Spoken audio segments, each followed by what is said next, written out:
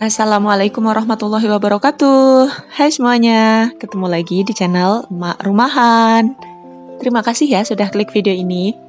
Gimana kabarnya teman-teman semua hari ini? Semoga selalu sehat dan bahagia ya dimanapun kalian berada. Share video kali ini aku mau membagikan resep odeng ala Emak Rumahan ya, odeng KW entah KW berapa lah. Nah, untuk bahan-bahannya ini sudah aku siapkan. Jadi ada tepung terigu, ada tepung tapioka, ada daun bawang, telur, penyedap rasa, garam, merica, dan juga ada bawang putih. Baiklah teman-teman, sekarang langsung aja ya kita mulai proses pembuatan odeng KW. Nah, langkah pertamanya adalah menghaluskan bawang putih dulu. Karena di sini kan aku nggak punya bawang putih yang bubuk ya, jadi akhirnya aku pakai bawang putih yang biasa, yang segar seperti ini. Jadi harus dihaluskan terlebih dahulu. Dan di sini aku menghaluskannya manual aja ya teman-teman, aku ulek-ulek seperti ini. Terus bawang putihnya juga sudah aku campur dengan garam ya, jadi nanti kita skip garamnya karena kan sudah ada garam, takutnya nanti keasinan. Next, kita membuat adonannya. Untuk adonannya di sini aku menggunakan dua macam tepung ya teman-teman. Jadi aku pakai tepung terigu dan juga tepung tapioka. Dan untuk takarannya itu 1:1. Jadi tepung terigunya 15 sendok makan, tepung tapiokanya juga 15 sendok makan. Next, kita masukkan bawang putih yang sudah dihaluskan. Sebenarnya kalau teman-teman di rumah punya bawang putih bubuk, itu lebih praktis lagi ya. Jadi tinggal masukin aja. Lalu kita masukkan juga bumbu penyedap. Nah, bumbu penyedapnya itu bebas, mau rasa ayam, rasa sapi, rasa jamur juga boleh ya. Lalu kita tambahkan juga 1 butir telur dan 500 ml air. Kita masukkan airnya sedikit demi sedikit supaya nanti tepungnya itu benar-benar tercampur rata. Jadi nggak ada yang bergerindil ya teman-teman. Nah, di sini aku ngaduknya itu pakai pisau mixer gini ya. Karena memang whiskerku itu rusak, jadi akhirnya aku buang dan belum beli lagi. Jadi ya sudah, kita menggunakan apa yang ada aja. Nah, setelah adonannya tercampur rata, sekarang waktunya untuk menyaring adonannya. Kenapa di sini aku saring adonannya? Karena supaya nanti hasil adonannya itu benar-benar lembut, tidak ada yang bergerindil. Apalagi di sini kan aku menggunakan bawang putih seger ya, dan dihaluskannya pun dengan cara diulek. Udah pasti itu masih ada tekstur bawang putihnya gitu teman-teman. Jadi nanti rasa bawang putihnya malah terlalu kuat kan kurang enak ya. Oke, lanjut lagi. Setelah adonannya selesai kita saring, selanjutnya kita persiapkan daun bawangnya.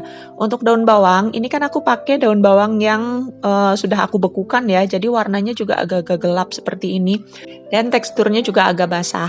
Untuk daun bawang ini opsional ya, jadi kalian boleh pakai, boleh enggak. Kalau kalian mau yang pedas juga boleh dipakein potongan cabai, juga nggak apa-apa, nggak jadi masalah. Atau mungkin kalian mau pakai bubuk cabai juga nggak jadi masalah, suka-suka teman-teman aja. Tapi karena aku nggak mau yang pedas, jadi aku cuma pakai daun bawang aja. Dan aku pengen daun bawangnya itu yang benar-benar kecil-kecil, jadi hanya untuk pemanis supaya tampilannya lebih cantik gitu teman-teman. Oke, lanjut ya, sekarang waktunya untuk kita mencetak adonannya. Tadi sudah aku siapkan, teflon sudah aku panaskan, terus aku juga sudah menyiapkan nampan dan juga tusuk satenya. Langsung aja kita tuangkan adonannya sedikit demi sedikit sesuai dengan yang teman-teman inginkan aja. Kalau kalian mau yang gede ya adonannya lebih banyak. Tapi karena di sini aku cuma punya teflon ini ukurannya juga nggak terlalu besar, nggak terlalu kecil juga. Jadi akhirnya aku menggunakan adonan dengan takaran 1 sendok sayur gitu. Dan sebelum menuangkan adonan ke dalam teflon, jangan lupa untuk melapisi teflon menggunakan mentega atau margarin ya teman-teman, supaya nanti hasilnya lebih gurih dan juga tidak lengket. Oke, lanjut lagi. Di sini aku sudah mulai mencetak adonan-adonannya ya. Aku tuangkan 1 sendok sayur adonan, terus aku ratakan dan tunggu sampai matang. Jadi sambil menunggu, di sini aku sambil membentuk atau melipat adonan yang sudah jadi. Seperti ini, kita bikin memanjang kayak gini ya teman-teman. Untuk ketebalannya disesuaikan aja dengan selera yang teman-teman mau. Di sini aku nyambi-nyambi ya teman-teman. Jadi sambil mencetak adonannya, sambil melipatnya juga supaya cepat selesai. Seperti ini. Jadi satu selesai langsung ditaruh dan kita cetak lagi, lalu kita lipat-lipat lagi kayak gitu terus sampai adonannya habis. Nah, untuk satu resep ini biasanya aku mendapatkan sekitar 20 sampai 23 tusuk odeng KW ya teman-teman. Dan menurutku ini adalah jajanan yang ekonomis tapi juga enak. Jadi cocok banget kalau misalnya dijadikan ide jualan juga.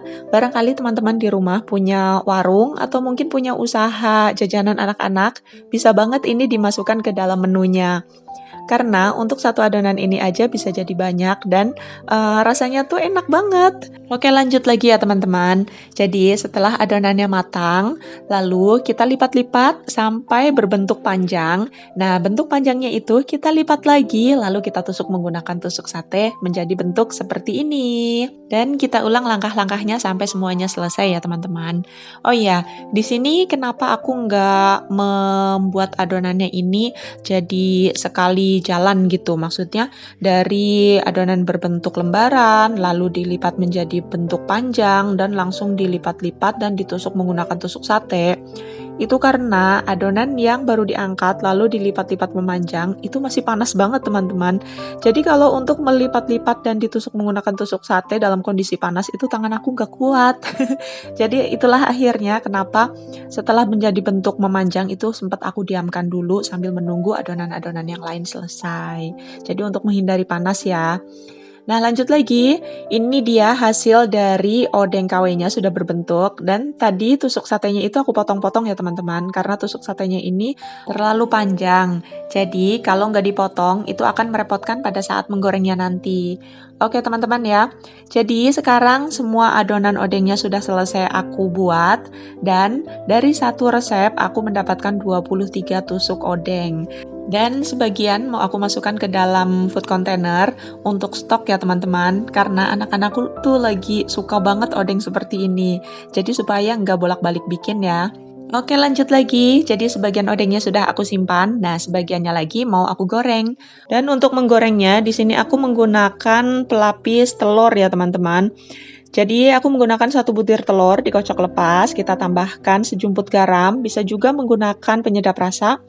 Dan kita tambahkan juga 4 sendok air. Setelah itu kita aduk rata dan kita celupkan odengnya. Setelah itu baru kita goreng. Untuk menggorengnya pastikan minyaknya benar-benar panas ya teman-teman, supaya nanti telurnya itu benar-benar membentuk seperti rambut-rambut gitu. Singkat cerita, sekarang odengnya sudah matang. Waktunya untuk kita membuat saus cocolannya. Untuk saus cocolannya juga gampang banget, jadi saus biasa aja ya. Terserah teman-teman mau pilih merek apa aja boleh. Ditambah sedikit garam dan juga sedikit gula, lalu kita tambah juga sedikit air untuk mengencerkan. Setelah itu kita aduk-aduk sampai rata dan jadi deh, odengnya sudah matang, sausnya juga sudah ready. Waktunya untuk kita menunggu berbuka puasa dan kita mencoba odengnya. Baiklah teman-teman, berhubung odengnya sudah matang, sausnya juga sudah ready, jadi sampai di sini dulu video kita kali ini. Terima kasih banyak untuk teman-teman yang sudah menonton. Untuk teman-teman yang penasaran seperti apa sih rasanya odeng ini, silahkan kalian recook di rumah, dan kalau kalian sudah recook, silahkan kalian kunjungi channel aku lagi, lalu kalian tulis di kolom komentar ya, apakah kalian suka dengan rasa odengnya atau tidak. Oke teman-teman, jadi sampai di sini dulu video kita kali ini. See you next video. Wassalamualaikum.